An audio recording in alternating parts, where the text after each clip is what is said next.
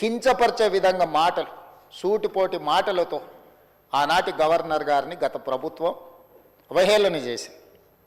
కానీ మా ప్రభుత్వం వ్యక్తిగతంగా ఈ వ్యవస్థల యొక్క విలువలని తగ్గించడానికి మేము ప్రయత్నం చేయదలుచుకోలేదు అధ్యక్ష. అందుకే మా ప్రభుత్వం ఏర్పడ్డ తర్వాత రాజ్యాంగబద్ధ సంస్థలైన కేంద్ర ప్రభుత్వం కావచ్చు, లేకపోతే గవర్నర్, అదేవిధంగా న్యాయ వ్యవస్థలు కావచ్చు, ఎన్నికల వ్యవస్థలు కావచ్చు, వీటన్నిటితో సత్సంబంధాలను ఏర్పాటు చేసుకొని ఆ వ్యవస్థల్ని, సంస్థల్ని గౌరవించుకుంటూనే తెలంగాణ రాష్ట్ర ప్రభుత్వాన్ని ముందుకు నడిపించే ప్రయత్నం చేస్తున్నాం. అందులో భాగంగానే నిన్న మన గవర్నర్ గారి ప్రసంగం ప్రజాస్వామ్య స్ఫూర్తిని ఈ దేశ ప్రజలకు గుర్తు చేయడంలో భాగంగానే వారు ప్రస్తావించడం జరిగింది అధ్యక్ష.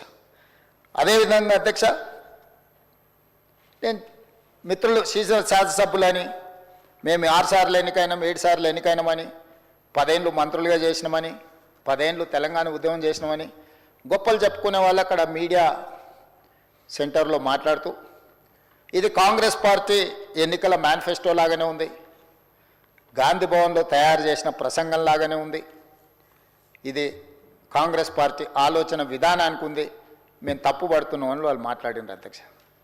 నిజంగా నాకు ఆశ్చర్యం కలిగించింది అధ్యక్ష. 10 సంవత్సరాలు ప్రభుత్వాన్ని నడిపి 10 సంవత్సరాలు కేంద్రంలో, రాష్ట్రంలో, అదేవిధంగా ఉమ్మడి రాష్ట్రంలో మంత్రులుగా చేసిన పార్టీ అధ్యక్షతన, ఆ నాయకుడు అధ్యక్షతన నడుస్తున్న పార్టీ, ఆయన మంత్రివర్గంలో పనిచేసిన శాసనసభ్యులు ఈ రకంగా మాట్లాడడం నాకు ఆశ్చర్యాన్ని కలిగించింది.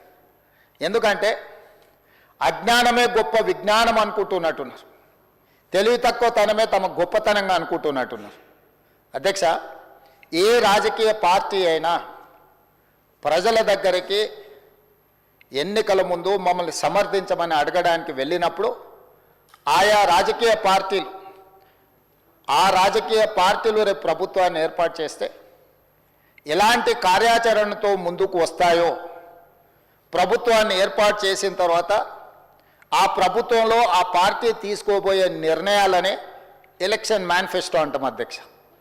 ఆ ఎన్నికల మేనిఫెస్టోను ప్రజలకు వివరించి ప్రజల యొక్క మన్ననలు పొంది ప్రజా తీర్పును తమకు అనుకూలంగా చట్టసభల్లో ప్రజాప్రతినిధులను ఎన్నుకునే విధంగా ప్రభావితం చేసి వాళ్ళ చేత ఎన్నికైన ప్రభుత్వం మెజారిటీ సభ్యులతో ప్రభుత్వాన్ని ఏర్పాటు చేసి మంత్రివర్గాన్ని ఏర్పాటు చేసుకొని ఆ మంత్రివర్గము ఎన్నికల మేనిఫెస్టోలో ఇచ్చిన హామీల ప్రాతిపదికన ప్రభుత్వపరమైన పాలనా నిర్ణయాలు తీసుకొని ఆ పాలనా నిర్ణయాలనే మంత్రివర్గ ఆమోదం చేయించి మంత్రివర్గం ఆమోదం పొందిన అంశాలనే గవర్నర్ గారు ఉభయ సభలను ఉద్దేశించి ప్రసంగిస్తారు అధ్యక్ష.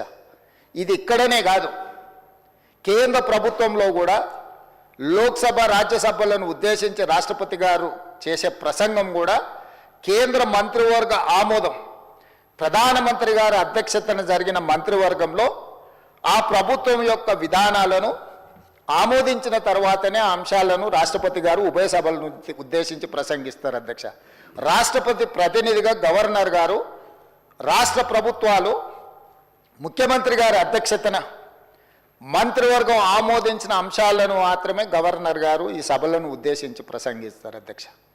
ఇప్పుడు నేను వాళ్ళకు గుర్తు చేయాలనుకున్నది ఏంటంటే, మా ఎన్నికల సందర్భంగా మా మేనిఫెస్టో, ఎలక్షన్ మేనిఫెస్టో కమిటీ చైర్మన్గా సహచార మంత్రివర్గ సభ్యులు శ్రీధర్ బాబు గారి నేతృత్వంలో తెలంగాణ ప్రజలకు మేము ఇచ్చిన మాట ప్రకారం ఆ ఎలక్షన్ మేనిఫెస్టోనే ప్రాతిపదికగా దాన్నే ఒక బైబిల్గా, ఖురాన్గా, భగవద్గీతగా భావించి చిత్తశుద్ధితోని అందులో ఉన్న అంశాలనే మా ప్రభుత్వం ఈ 15 నెలలుగా అమలు చేసుకుంటూ అమలు చేసిన అంశాలనే మంత్రివర్గంలో ఆమోదించి మంత్రివర్గంలో ఆమోదించిన అంశాలనే గవర్నర్ గారి ప్రసంగం ద్వారా ఉభయ సభలను ఉద్దేశించి 4 కోట్ల తెలంగాణ ప్రజలకు వివరించడం జరిగింది.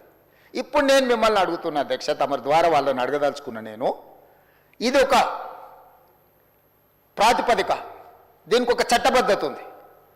మరి మా పార్టీ ప్రజల దగ్గరికి వెళ్ళి ప్రజల యొక్క మన్ననలు పొంది ప్రభుత్వాన్ని ఏర్పాటు చేసిన ప్రభుత్వం తీసుకున్న నిర్ణయాలను గవర్నర్ ప్రసంగంలో మేము పొందుపరిస్తే దాన్ని తప్పుబట్టి అవహేళన చేసి ఇది కాంగ్రెస్ పార్టీ విధానం లాగానే ఉంది అట్లెట్లుంటుంది అంటారు ఏంది అధ్యక్ష?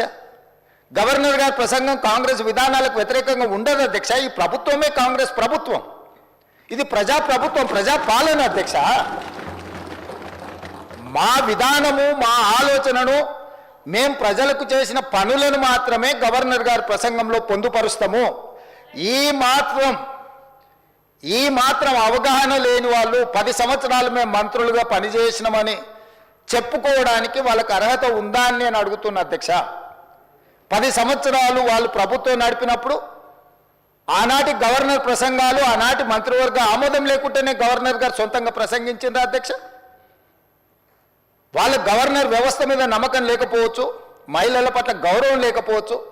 ఆనాటి గవర్నర్ గారిని వారు కించపరిచిండ్రు, అవమానపరిచిండ్రు, అసహ్యకరమైన భాషలో తిట్టిండ్రు అధ్యక్ష. ఇట్లాంటి సాంప్రదాయాలకు కాంగ్రెస్ పార్టీ వ్యతిరేకం, మా ప్రభుత్వం వ్యతిరేకం అధ్యక్ష. మేము ఇట్లాంటి తప్పులు చెయ్యం. గవర్నర్ వ్యవస్థను గౌరవించే బాధ్యత మాది.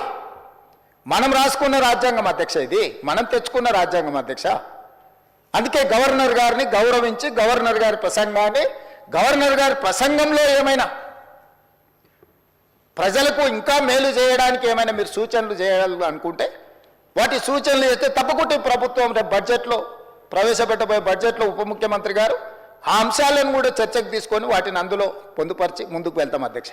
కానీ ఈరోజు వాళ్ళు ఇట్లా మాట్లాడాల్సిందంతా మాట్లాడతాం, ఎవరు మాట్లాడినా అడ్డుకుంటాం, ఆ తర్వాత మేము వెళ్ళిపోతాం. ఖాళీగా ఉన్నది కదా అధ్యక్ష. మన పార్లమెంట్ ఎలక్షన్లు ఇదే జరిగింది కదా అధ్యక్ష. నేనేం చెప్పినా 0 అవుతుంది, గుండు 0 అవుతుంది అని చెప్పిన కదా అధ్యక్ష. ఇట్లనే వివరిస్తే రేపు శాసనసభలు కూడా గుండు 0 అవుతుంది అధ్యక్ష. అదేవిధంగా అధ్యక్ష, ప్రజల సంక్షేమం, ప్రజా శ్రేయస్సు కోసం మేము పరితపిస్తూ ఉన్నది ఉన్నట్టుగా కళ్ళకు కట్టినట్టుగా చెప్పాలనేదే నా తాపత్రయం అధ్యక్ష. అబద్ధాల ప్రాతిపదికన ప్రజల్ని